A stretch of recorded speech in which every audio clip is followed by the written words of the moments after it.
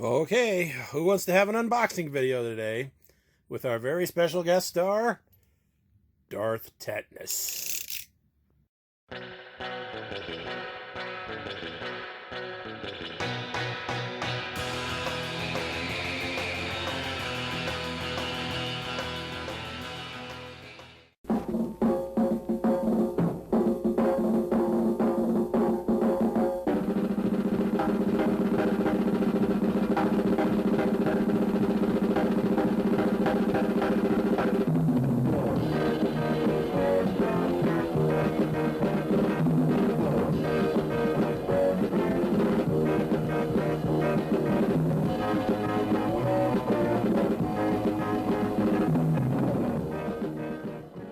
Hello, everybody, and welcome to this latest edition of 4.0 and below. And today we've got ourselves we'll call it a really quick comic book unboxing and packaging, mail call day, whatever you want to call it. And to start off with, picked up a copy of Marvel movie premiere #1, which is The Land That Time Forgot, which is one of my absolute favorite movies from the 1970s, where Doug McClure basically ran around and punched dinosaurs in the face for an hour and a half. And if you haven't seen it, check it out. It's well worth it.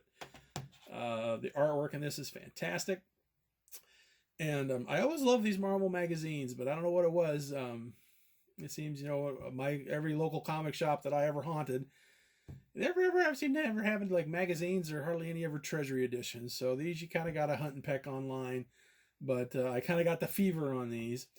And because another one that I stumbled across before I fell out of love with the X-Men, this one, Bizarre Adventures #27, was something that I really wanted to find because it was an adult story, X-Men Tales.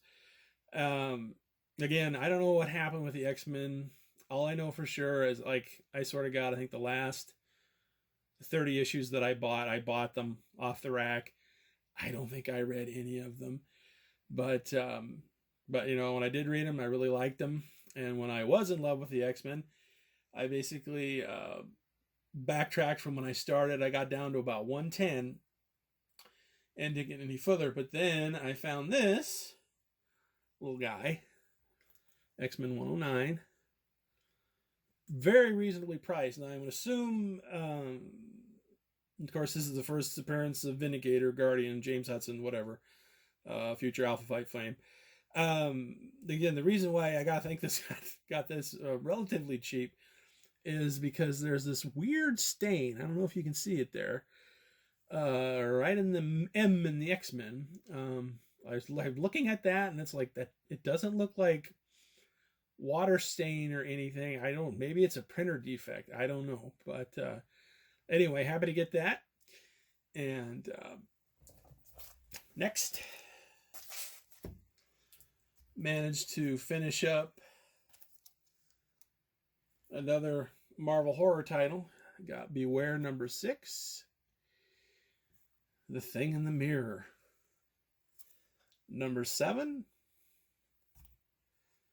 It Stalks the Midnight Seas. It's the Stormwalker. That's #7. And #8, The Thing That Stalks Skull Valley. And that finishes up that run. So I have all of Beware, 1 through 8, complete run. So that makes the completest freak in my brain very happy. Also picked up a giant size Chillers #3, which again is nothing but reprints of reprints. Or no, this is the original story. There's a Bernie Wright's and Living Gargoyle stories in there. I think that might have been one of the first pieces he ever did for Marvel. And I think that was either in Chamber of Darkness or what was the other one? Tower of Shadows? I can't remember. Again, my brain no longer functions. It's kind of scaring me a little bit.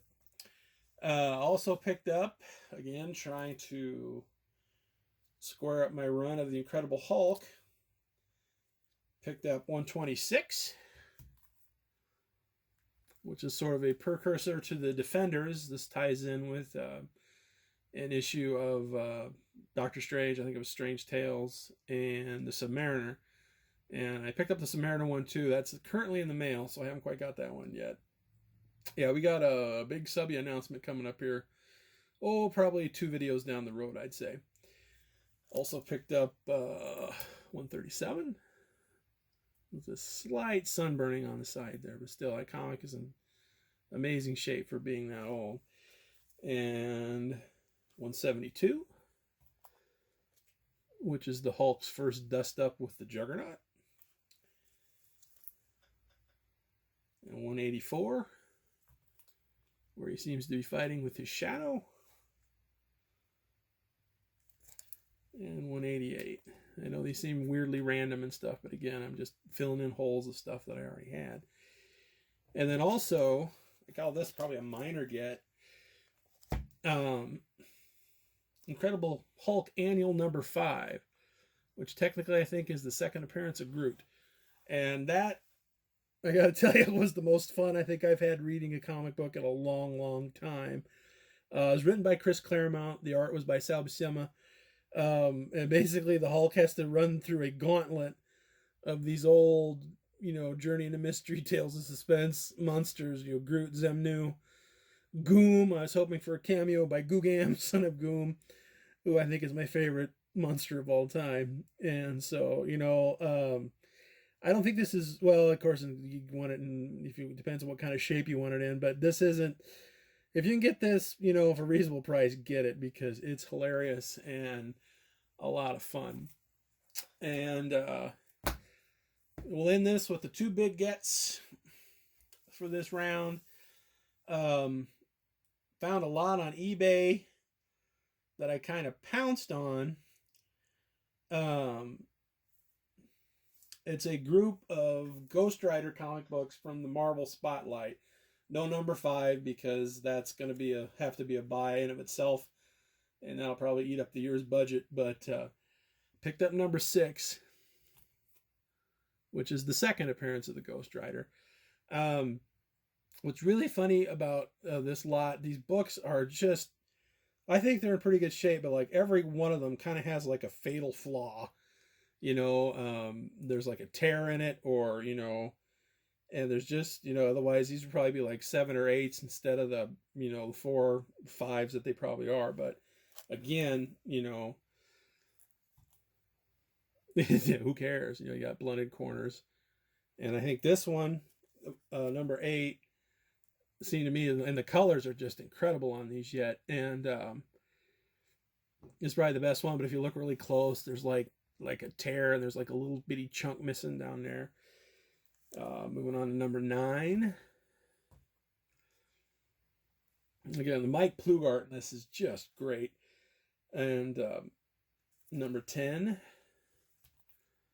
I won't even say, like, even in these flawed conditions, these were by no means cheap.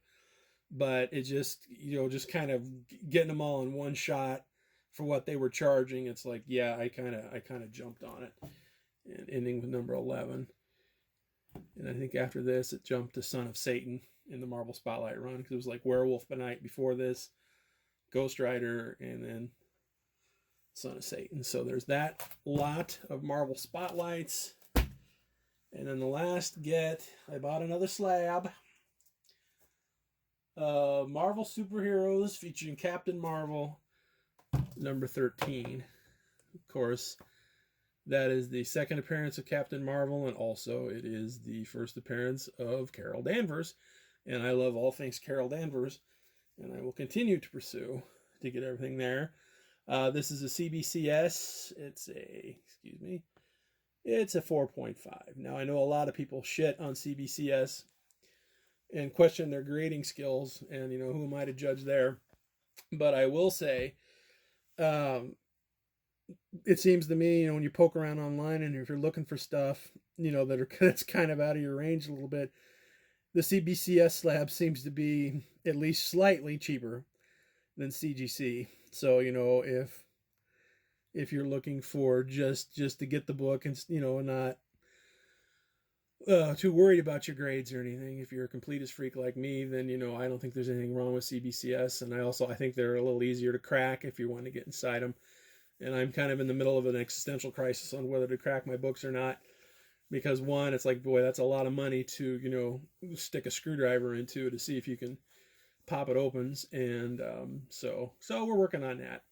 And that's it. That's the end of our haul for today. Like I said, a real quick one. Like I said, we got a bunch of more stuff coming in because I have currently lost my mind a little bit. I think it's cabin fever, a combination of that, and it's like, well, you're kind of stuck and you're not going anywhere, and probably won't be going anywhere for a long, long time for the reasons that shall not be named. And so it's like, what the hell? And so we're kind of in the middle of a spending spree. So I'll probably have a lot more to share. So stay tuned for further episodes of 4.0 and below. And until then, this is WB Kelso reminding you all to never, ever be embarrassed about what you can afford comic book wise. And until next time, we'll catch you later. See ya. Bye-bye.